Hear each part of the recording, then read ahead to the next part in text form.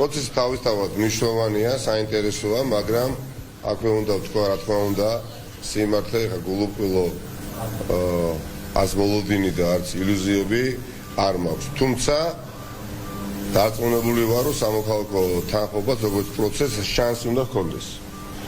შანსი უნდა ჰქონდეს და მე პირადად მეგობრებთან ერთად უმცირეს შანსს სანამ ხედავ, რა თქმა უნდა ამ პროცესს ხელს შევუწყობ ჩემი და ჩვენი შესაძლებლობის ფარგლებში. რა არის ჩემთვის სამოქალაქო თანხმობა, ხო? სამოქალაქო თანხმობა ჩემთვის ამ ეტაპზე ისტორიის მოცემულ დროს გულისხმობს ორი კომპონენტის მოწესრიგებას და ერთხელ და სამუდამოდ ამ მიმართულებით კვეთრი გადაწყვეტილებების მიღებას. ეს არის პოლიტიკური მართლმსაჯულების დასრულება, პოლიტიკური დევნის დასრულება, არა უბრალოდ ჩვენს წინააღმდეგ, ვინც ახლა ვართ რეჟიმის მოწინააღმდეგეები და ასეთები ძალიან ბევრი ვართ, აბსოლუტური უმრავლესობა ქვეყნის მოსახლეობისა, ვიდრე ბიძინა ივანიშვილის და დაჯგუფებებში ყოფი გუნდის წევრები. არამედ მომავალშიც. არ უბრალოდ წარსულზე უნდა შევთავაზოთ, არამედ მომავალზე უნდა შევთავაზოთ და რა თქმა უნდა ამ ქვეყანაში უნდა გაჩნდეს განცდა, ხო? არჩევნებისადმი და არჩევნები არ უნდა ყალბდებოდეს. ან პოლიტიკური მართლმსაჯულება და არჩევნები ამ ქვეყანაში არ უნდა ყალბდებოდეს. აი ასეთ შემთხვევაში შეგვიძლია რა თქმა უნდა სამოქალაქო თანხმობაზე ვისაუბროთ. სხვა შემთხვევაში გაჭირდება, სხვა შემთხვევაში გართულდება. ქალბატონ ზურაბიშვილს აქვს სწორი აღწერა შექმნილი ვითარებისა ქვეყანაში, მან ამის თაობაზე საჯაროდაც ისაუბრა, ჩემ და გასაკვირადაც, როდესაც იგი აღიარებს, რომ ქვეყანაში არის სოციალური, ეკონომიკური, პოლიტიკური კრიზისი, როდესაც ქვეყნიდან გარბიან მოქალაქეები, იმიტომ რომ ამ ქვეყანაში მათ აღარ გაეჩერებათ. ეხლა ეს არის განსხვავებული რამ, რაც მე მომისმენია ბოლო წლების განმავლობაში, განსხვავებით იმ ადამიანებისა, რომლებიც წლების განმავლობაში ახმოვანებენ ბიძინა ივანიშვილის პოზიციას. ხო, ვინც ყავს კაბინეტში მას დასაქმებული ადამიანები, ღარიბაშვილი, კობახიძე დააშენდი, ხო? ეს ადამიანები რაზე საუბრობენ? საპირისპიროს, რომ ქვეყანაში ეკონომიკური აღმასვლაა და დოლოთი მატულობს ოჯახებში და პოლიტიკური დევნა არის. ანუ როდესაც რადიკალურად განსხვავებული განცხადება კეთდება ქალბატონი ზურაბიშვილის მხრიდან, რა თქმა უნდა, ეს არის მისასალმებელი. ეს ერთი აღწერა ვითარების ასაც ვეთანხმებით, მე მგონი ყველა რაციონალურად მოაზროვნე მოქალაქე, სხვაგვარად შეუძლებელია და გამოსავალი როგორ აქვს ამ ძიმე მდგომარეობიდან დანახული ქალბატონ ზურაბიშვილს ამ შეხვედრის განმავლობაში, რა თქმა უნდა, ჩვენ პრაქტიკულად ყველა საკითხთან დაკავშირებით ვისაუბრეთ. მე ვფიქრობ, რომ გამოსავალიც მას სწორად აქვს წარმოდგენილი, თუ შეიძლება, სწორად აქვს. გეჩქარება? სწორად აქვს წარმოდგენილი, თუმცა ბევრი რამ არის დამოკიდებული, რა თქმა უნდა, თავად რეჟიმზე. ეხლა რეჟიმი რისი რეჟიმია, რომელიც საკუთარი ხელით მოისახის შეიმცირებს, მოდით ასე ვთქვათ, ძალაუფლებაში ყოფნის ვადასთან დროს. ამიტომ აქ მნიშვნელოვანია თავად ქალბატონი ზურაბიშვილის პოზიცია, მას აქვს ისტორიული შანსი, ჩემი შეფასებით, მას შეუძლია როლი, არა უბრალოდ როლი ითამაშოს ამ პროცესში, არამედ დიდი და გადამწყვეტი როლი ითამაშოს, მას აქვს შესაბამისი ბერკეტები, ფიქრობ, სწორი კომუნიკაციის პირობებში საზოგადოებრივ აქტიურ ჯგუფებთან იგი მოიპოვებს ამ პროცესში ხარდაჭერას და ასეთ შემთხვევაში შეიძლება ამ პროცესიდან რაიმე გამოვიდეს. ხალებაზე ნიკა, თუ იყო საუბარი, თქვენ ამბობთ, რომ ბერკეტები აქვს სალომე ზურაბიშვილს. რომ თავარი მიზანი ამ შემთხვევაში არის დასუსტება ნაციონალური მოძრაობის. შესაბამისად როგორ გონიათ ეს ჩვენ კი ხო დავაზუსტებ ბატონიკა, კობახიძემ თქვა, რომ აქ საუბარი არ არის შეთანხმებაზე, არამედ საუბარი არის პოლარიზაციის ხარისხის შემცირებაზე და ხარისხი შემცირდება კობახიძე, მაშინ თუ დავასუსტებთ ნაციონალურ მოძრაობას და რომ ეს ტენდენცია დაწყებულია და რღვევა დაწყებულია და მოძრაობა პარტიაში, რომელიც გაგრძელდება და სწორედ ამით მივახცევთ ჩვენ პოლარიზაციას, როცა დასუსტება. ან კონდა ეს კომენტარი, რაც მოსწონია საკითხული, აქაც ჩანს რომ ხელისუფლება აბსოლუტურად აცდენილია რეალობას, მეტიც საერთოდ წარმოდგენაც არ აქვს საკუთარი თავებისთვის შექმნილი თუ რა უნდა და რა სურთ, მათ უბრალოდ ეს არ შეუძლიათ, ხო? არის მე მინახავთ თქვენ გაგიგიათ ვიცნობთ ახლა სახელმწიფოები, სადაც ოლიგარქიული რეჟიმი არსებობს მართვის სადავეებთან და მიტაცებული აქვს სახელმწიფო, მაგრამ რაღაცას მაინც აკეთებენ მოქალაქეებისთვის. შიმშილით მაინც არ ხოცავენ და ფულს არ პარავენ, იპარავენ, მაგრამ მოსახლეობას რაღაცას მაინც აძლევენ. ამ სახელმწიფოში მიტაცებული ძალაუფლების შემდეგ ბიზინა ივანიშვილის ამ წარმომადგენლება არათუ ვერაფერი ვერ გააკეთეს, ვერაფერი ვერ თქვეს, რაც თუნდაც ადამიანს იმეს გაუჩენდა, რომ შეიძლება ამ ქვეყანაში ცხოვრებით ჩემი ყოფა უკეთესობისკენ შეიცვალოს. აი ეს თქვენი კომენტარი, რომელიც თქვენ მე მითხარით, ეხლა უბრალოდ ყობახიძის მიერ გაკეთებული, ხო?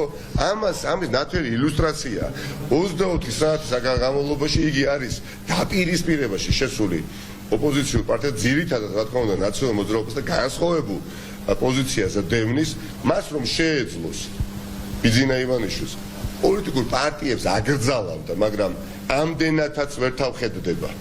მაგრამ სადაც შეუძლია პოლიტიკურ ოპოზიციურ ლიდერებს დევნის და აპატიმრებს და სადაც არ შეუძლია ხდებით, ხო, ეხა აუქმეს მთლიანად უწყებას. ამიტომ ეს არის ტიპიური უკვე ავტოკრატიული მმართველობა, სადაც უბრალოდ არსებობს ნიშანწყლები დემოკრატიისა. მხოლოდ ნიშანწყლები, თორე ტიპიური ჯერ კიდევ სანამ თქვენ არსებობთ, სანამ არსებობს ჯერ კიდევ სახელმწიფო ინსპექტორი, სანამ ჯერ კიდევ არსებობს ომბუდსმენი, ამიტომ ვამბობ, რომ ნიშანწყალი არსებობს.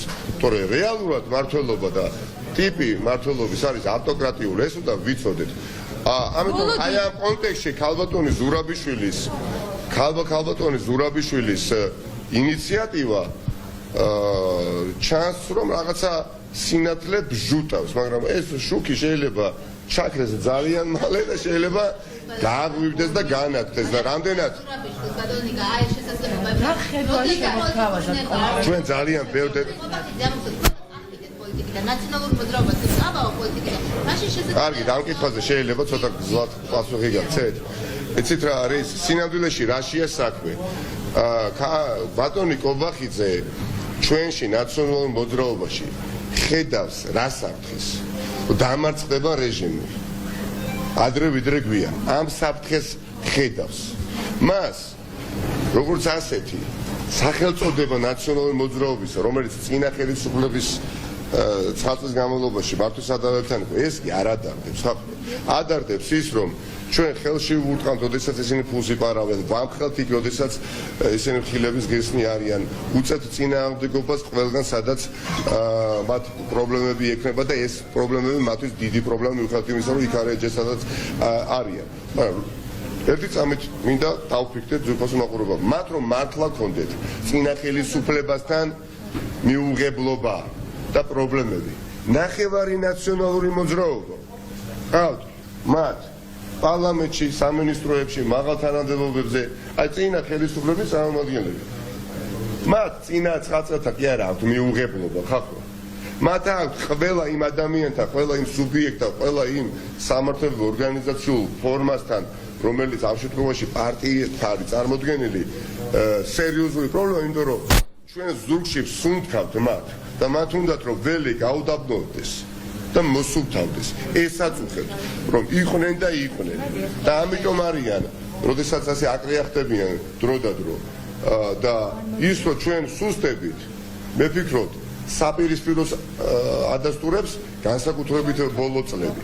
ბატონი კობახიძე არის ტრაგიკული დიახაც მოვლენა ქართული სახელმწიფოსთვის, ადამიანი, რომელსაც ერთი სიტყვა არ წამოსდება სახელმწიფოებრივი, ადამიანი, რომელსაც ერთი სიტყვა არ წამოსდება არც ოკუპირებულ ტერიტორიებზე, არც პენსიაზე, არც ახალგაზრდების ყოფაზე, არც განათლებაზე, არც რეფორმაზე, არც ხელოვნებაზე, არც კულტურაზე 24 საათის განმავლობაში საუბრობს დევნაზე, დაპატიმრებაზე და შევიწროვებაზე. და ასეთი რეჟიმი, როდესაც საკუთარ აი ზამბარას მის ხელში ჭიმავს, რა ხდება უგება როგორია ჩემს შვილი ამ რიგში უნდა შეხვდეს სამი პრეზიდენტის შეხვედრა. ნიკა, რამდენად წარმოგიდგენთ? მე ყოველთვის ამ წუთის მდგომარეობით მე მინდა ვიყო თქვენთან გუწველი და ვაპირებ ბოლომდე ვიყო გუწველი, ასეთი ვიყავი ყოველთვის ვცდილობდი მაქსიმალურად ყოველ შემთხვევაში და ამ წუთის მდგომარეობით მე დიახაც შეიძლება ჩათვალოთ რომ ავანსად გავცემ ამ იმედებს ამ პროცესებისადმი, მაგრამ ეს იმედები არსებობს, სანამ მიზერული შანსიც კი არის, რომ თანხმობა მოხდეს იმ საკითხებთან დაკავშირებით, რაც ამ ქვეყნის მომავალს სჭირდება. ჩვენ უნდა ვიყოთ ამ პროცესში. პარალელურად, რა თქმა უნდა, წარიმართება ის პროცესი, რომელშიც ჩვენ ვართ, ძალიან ბევრი ადამიანი, 1000 ადამიანი აქტიურად ჩართული, ეს არის საპროტესტო მოძრაობა, რომელიც არის სიმართლის მოპოვების მოძრაობა, მარცხაჯულება, პოლიტიზირებული დამარცხებადია საზოგადოების აქტიურობის პირობებში და არა მხოლოდ რაღაცა მოლაპარაკების პროცესის შედეგად. შემთხვევითი არ არის, როდესაც 200 ადამიანმა 200 თავი გადადო და მართლაც უკიდურეს ფორმას პროტესტისას მიმართა. და დღეს ვერ იაზრებს ვერც ბატონი კობახიძე და ვერც ივანიშვილი და ბევრი ადამიანი, იმიტომ რომ მხოლოდ მე-6 დღეა ხო შიმშილობის. თუ მე-7 დღეა შიმშილობის, თუ რა პროტესტი გაღვივდება ამ ქვეყანაში და რაზე მიდის ასობით მოქალაქე მხოლოდ და მხოლოდ იმიტომ რომ ამ ქვეყანაში პოლიტიკური მარცხაჯულება არ იყო, მხოლოდ და მხოლოდ ტყვეები არ ყავდეს საპატიმროებში ამ შემთხვევაში სააკაშვილის სახით და არა მხოლოდ ხახდო 2 დღის წინ 5 წლითა და 4 თვით არაფრის გამო მოიკითხავთ ალბათ ხო? აი თქვენ ხო გექნებათ შესაძლებლობა კობახიძე რომ რატო დააკავეს 7 ადამიანი და რატო გაუშვეს 5 წლითა და 4 თვით პატიმრობაში. ვერავინ ვერ ახსნის. მხოლოდ იმიტომ რომ ისინი იყვნენ ლიდერები საკუთარ სოციუმში და საკუთარ საცხოვრებელ სოფლებსა და რაიონებში, მხოლოდ იმიტომ რომ ისინი იყვნენ აქტიური